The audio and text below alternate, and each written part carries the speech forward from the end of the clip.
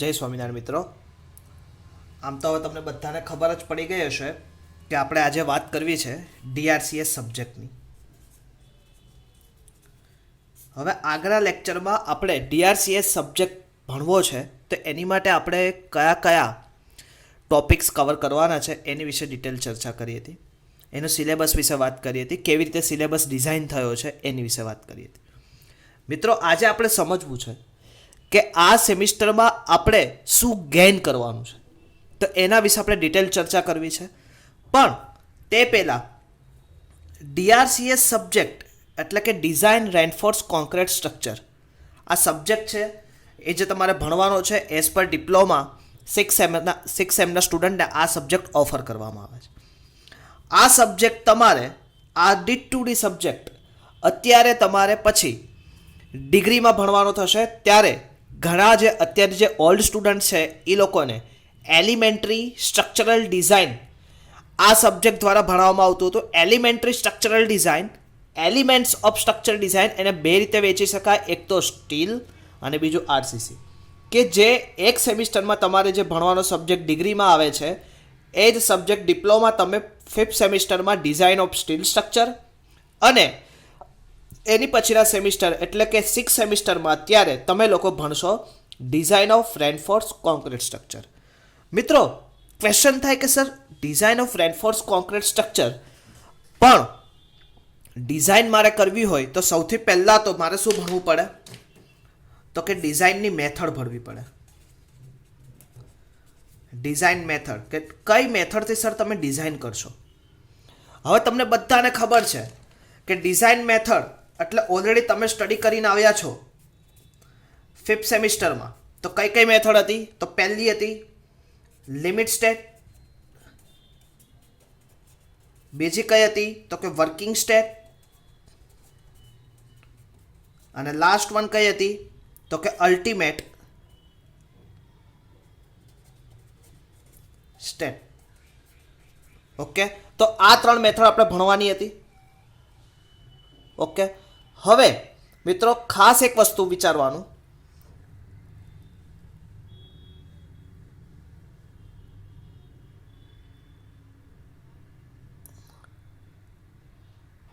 Okay મિત્રો, તો આપણે 3 method limit state, working state અને અલ્ટિમેટ સ્ટેટ, એમાંથી તમને ખાસ વસ્તુ એક વાત કહી દઉં કે આપણે જે ભણવું છે લિમિટ સ્ટેટ, ઓલરેડી આપણે 3 મેથડ ભણશું લેક્ચરમાં, પણ આપણે ડિટેલમાં જવાનું છે limit state.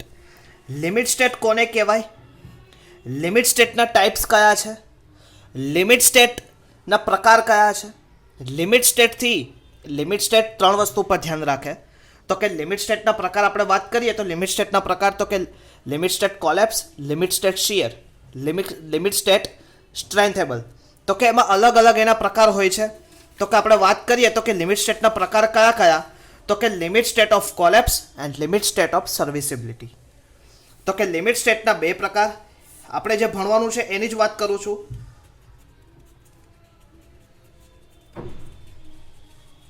Collapse and limit state of serviceability. Okay, હવે મિત્રો એક વસ્તુ મગજ માઇન્ડમાં સ્પાર્ક થશે કે સર કોલેપ્સ અને સર્વિસિબિલિટી આ બંને શબ્દમાં મતલબ શું. તો કે મિત્રો કોલેપ્સ એટલે કે કોઈ બી વસ્તુ છે કે આપણે કોઈ વસ્તુ પર ડિઝાઇન કરીએ છીએ તો ડિઝાઇનમાં શું આવશે, લોડ આવશે. તો કે આપણે કોઈ વસ્તુ કે શેની સામે, તો કે સ્ટ્રેન્થ આપે, મજબૂતાઈ સામે રક્ષણ આપવો જોઈએ, એ એક્સિયલ લોડેડ સામે મજબૂતાઈ આપવો જોઈએ, એ ટોર્ઝન સામે મજબૂતાઈ આપવો જોઈએ અને શિયર સામે મજબૂતાઈ. તો લિમિટ સ્ટેટ કોલેપ્સમાં આપણે બીજા 4 ભાગમાં ડિવાઈડ કરીએ છીએ. તો કે એનું ડિટેલ ચર્ચા જેમ જેમ આપણે લેક્ચર ચાલશે ત્યારે કરશું, બિકોઝ અત્યારે તો આપણે ખાલી એનું બિહેવિયર કયા ચેપ્ટરમાં શું ભણવું છે એની વિશે આપણે આગળ જઈ રહ્યા છીએ. Limit state serviceability, limit state serviceability એટલે કે એનો બીજો અર્થ થાય સર્વિસેબિલિટી. ઓલરેડી આપણે મેન્ટેનન્સ રિપેર સ્ટ્રક્ચરમાં ભણ્યા છીએ કાલના લેક્ચરમાં જ. તો લિમિટ સ્ટેટ ઓફ સર્વિસેબિલિટીમાં શું આવશે મિત્રો, તો કે કેટલું સર્વિસ આપશે. હવે સર્વિસ, કોઈ બી બિલ્ડિંગ સર્વિસ આપતો હોય તેમાં અલ્ટિમેટલી ક્રેકિંગ, ડિફ્લેક્શન, તો આ બધા પ્રોબ્લેમ રહેતા હોય છે. અને લાસ્ટ એક પ્રકાર આપણે ડિવાઈડ કરીએ છીએ અધર લિમિટ સ્ટેટ.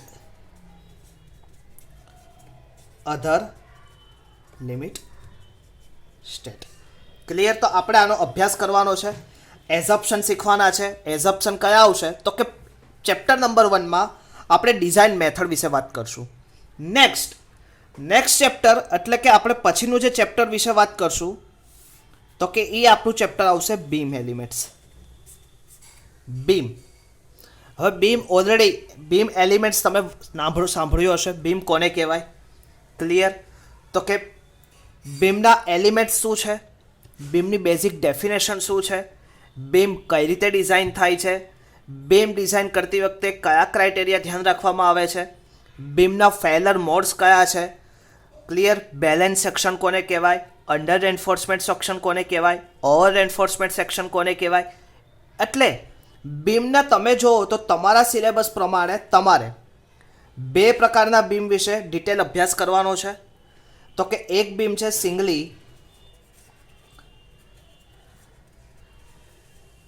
રેન્ફોર્સ્ડ બીમ અને બીજું છે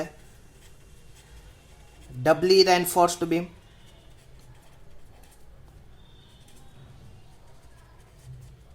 હવે સિંગલી રેન્ફોર્સમેન્ટ બીમ છે એમાં પાછા તમારે આગળ જતા 2 વસ્તુ શીખવાની છે.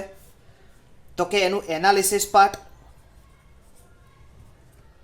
Analysis of singly beam and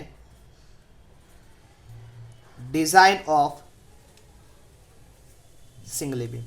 મિત્રો આ વસ્તુ તમારે ક્યાંય બીજેથી શોધવા જવાની જરૂર નથી.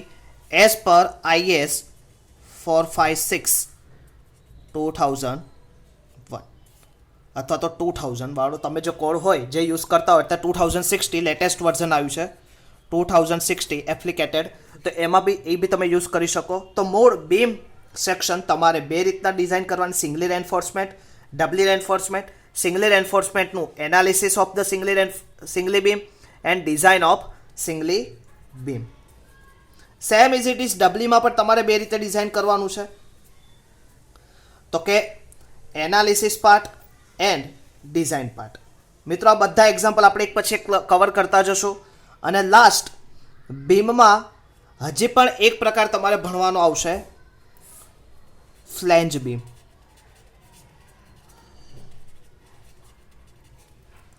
ફ્લેંજ બીમ ભણ્યા પછી એક વસ્તુ બીમનું હજી પણ તમારે એક વસ્તુ ભણવાનું આવશે, shear design of beam, shear reinforcement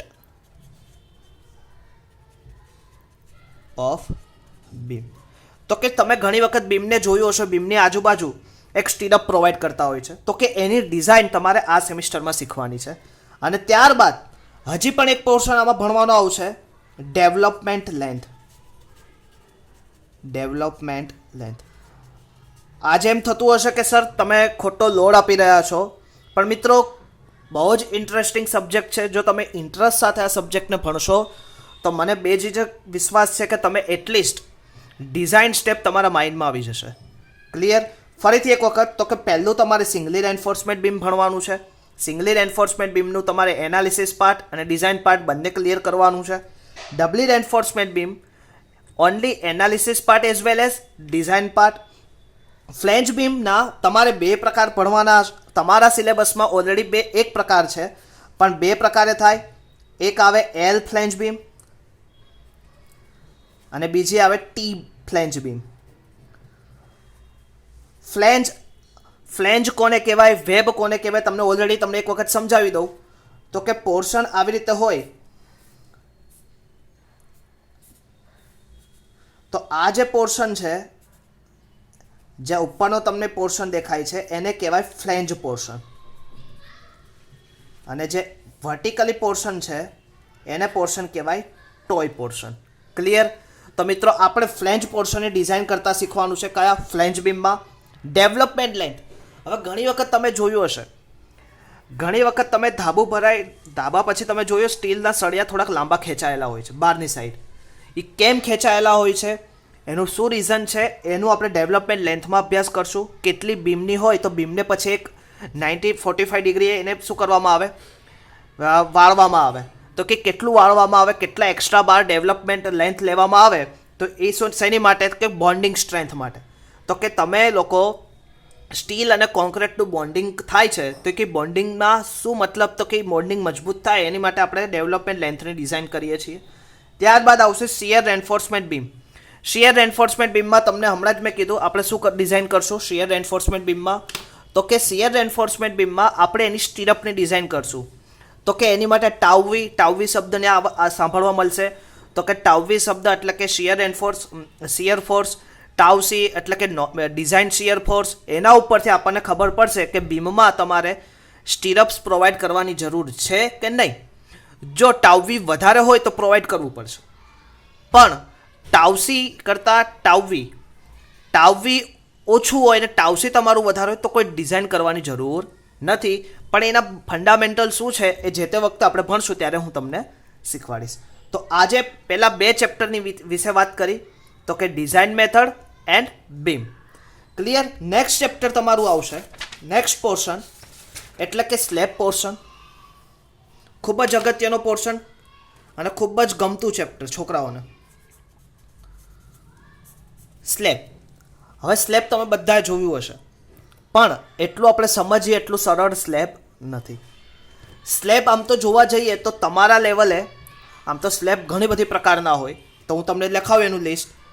તો કે એઝ પર ડિઝાઇન તો કે 1 વે સ્લેબ. આપણે સમજશું જેમ જેમ આગળ જશું ત્યારે 2 way slab,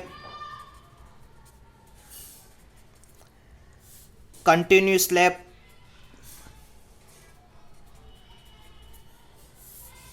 last flat slab, grid slab. આવી રીતે અલગ અલગ પ્રકારના એક સ્લેબ થાય. પણ તમારે ગભરાવાની જરૂર નથી. તમારા સિલેબસ પ્રમાણે તમારે 1 વે સ્લેબ ભણવાનું છે. તો પણ 1 વે સ્લેબમાં એના પાછા 2 પ્રકાર. તો કે 1 વે સ્લેબ તો કે એક સિંગલ સ્લેબ તો ભણવાનો જ છે, પણ સાથે સાથે તમારે 1 વે કન્ટિન્યુઅસ પણ ભણવાનું છે. એ ઓલરેડી અહીંયા અફેક્ટ થાય કન્ટિન્યુઅસ સ્લેબ. 2 વે સ્લેબમાં તમારે એનું એનાલિસિસ પાર્ટ કરવાનું છે, એનાલિસિસ એન્ડ ડિઝાઇન. અને આ સ્લેબથી આપણે શું ફાઇન કરશું તો કે સ્લેબ કેટલી ડેપ્થ રાખવી. હવે બાય સપોઝ હું એક સ્લેબ લઉં, આ સ્લેબ હશે મારો, ઓકે. તો કે મારે સૌથી પહેલાં તો શું ફાઇન કરવું પડે કે સ્લેબની કેપિટલ ડી કેટલું રાખવું પડે. પછી અહીંયાથી તમે સ્ટીલ પ્રોવાઈડ કર્યો તો આ વસ્તુ ધ્યાન રાખવી, સ્મોલનો ઇફેક્ટિવ ડેપ્થ કેટલું રાખવું પડે. પછી તમે સ્ટીલ પ્રોવાઈડ કર્યું, આ ડી પ્રોવાઈડ કર્યું, પછી તમારે યાદ રાખવું પડે કે ઇફેક્ટિવ લેન્થ કેટલી પ્રોવાઈડ કરવી પડે, તો એ પણ શોધવું પડે. ત્યારબાદ આ સ્લેબ ઉપર કંઈક લોડ પ્રોવાઈડ થતો હોય તો કે લોડ મારે કેવી રીતે ફાઇન કરવો, તો એ બી શીખવું પડે. તો કે dead load, live load, wind load, earthquake load, ઘણા બધા પ્રકારના લોડ આવે તો કે લોડ ગણવા પડે. લોડ ઉપરથી એને 3 સ્ટ્રેન્થ આપણે મગજમાં રાખવી પડશે. અને પાર્શિયલ સેફ્ટી ફેક્ટર, મટીરિયલનું પાર્શિયલ સેફ્ટી ફેક્ટર. ખાસ વસ્તુ યાદ રાખજો, કોન્ક્રીટ માટે આપણે પાર્શિયલ સેફ્ટી ફેક્ટર 1.5 લઈએ છીએ અને સ્ટીલ માટે partial safety factor 1.15. Partial safety factor concrete માટે 1.5 અને સ્ટીલ માટે આપણે કેટલું લઈએ છીએ 1.15. યાદ રહેશે. તો કે આ શું હતું 2 way slab, 1 way slab. 1 way slab અને 2 વે સ્લેબને પહેલો લેક્ચર છે એટલે ખાલી તમને બતાવી દઉં. એને સિમ્બોલિક વર્ડમાં આવી રીતે તમે જોયું હશે પ્લાનમાં. ઘરે જઈને જે પ્લાન હોય જે મિત્રો પાસે તો એ પ્લાનમાં જોજો. આવી રીતે સિમ્બોલિક અને 2 વે સ્લેબનો સિમ્બોલિક પ્લાન આવી રીતે હશે. તો ખાસ મિત્રો આ 2 પ્લાન તમે જોવા મળશે, સિમ્બોલિક પ્લાન. તો કે ઘણી વખત તમે તમે મેઝરમેન્ટ અથવા તો કોઈ નકશો જોતા હશો અથવા કોઈ મેપ જોતા હશો અથવા કોઈ બિલ્ડિંગનો ડિઝાઇન ડાયાગ્રામ અથવા તો એનો લેઆઉટ ડાયાગ્રામ જોતા હશો, એમાં તમને બીમ સેક્શન અથવા તો સ્લેબ સેક્શનનો જે હશે ડ્રોઈંગ, એમાં તમને આ સિમ્બોલ જોવા મળશે. તો આ સિમ્બોલ એટલે 1 વે અને આ સિમ્બોલ એટલે 2 વે. 1 વે સ્લેબ કોને કહેવાય, 2 વે સ્લેબ કોને કહેવાય, it depends to in length of span. તો કે કોની ઉપર ડિપેન્ડ્સ કરશે, સ્પાન ઉપર. એ જેમ જેમ આપણે ચેપ્ટર ચાલશે ત્યારે આપણે એની વાત કરશું. તો આ પોર્શન હતો સ્લેબ પોર્શન. નેક્સ્ટ પોર્શન આપણો આવશે axial loaded column footing. Next આપણું અત્યારે હવે આગળનો પોર્શન જે છે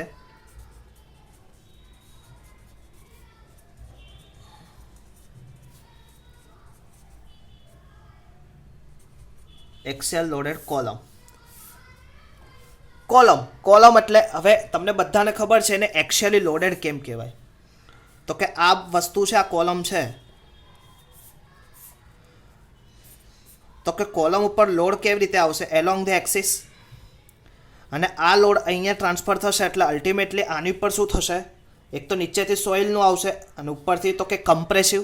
તો એટલે એનું નામ શું પડશે? એક્સિયલી લોડેડ કમ્પ્રેશન મેમ્બર, અથવા તો એને એક્સિયલી લોડેડ કોલમ બી કહેવાય, અથવા તો કમ્પ્રેશન મેમ્બર પણ કહેવાય. Compression member. હવે કોલમ અલગ અલગ પ્રકારના હોય, કોલમની ડિઝાઇન પણ અલગ અલગ ટાઈપ્સની હોય. કેવી રીતે હોય? તો કે બેઝડ ઓન સાઇઝને લીધે અલગ કોલમ પડે. Size, long column, short column. શેપને લીધે circular column, rectangular column, square column, T column, પછી એલ કોલમ. તો એવી રીતે અલગ અલગ પ્રકારના એના શેપને લીધે પ્રકાર પડે. પછી એક એનું પ્રકાર પડે એક્સિયલ એસેન્ટ્રિકલ લોડને લીધે, based on eccentrical load. Third one એનો પ્રકાર પડે size of column, based on size, long column, short column. એ તો તમે સમજી લીધું.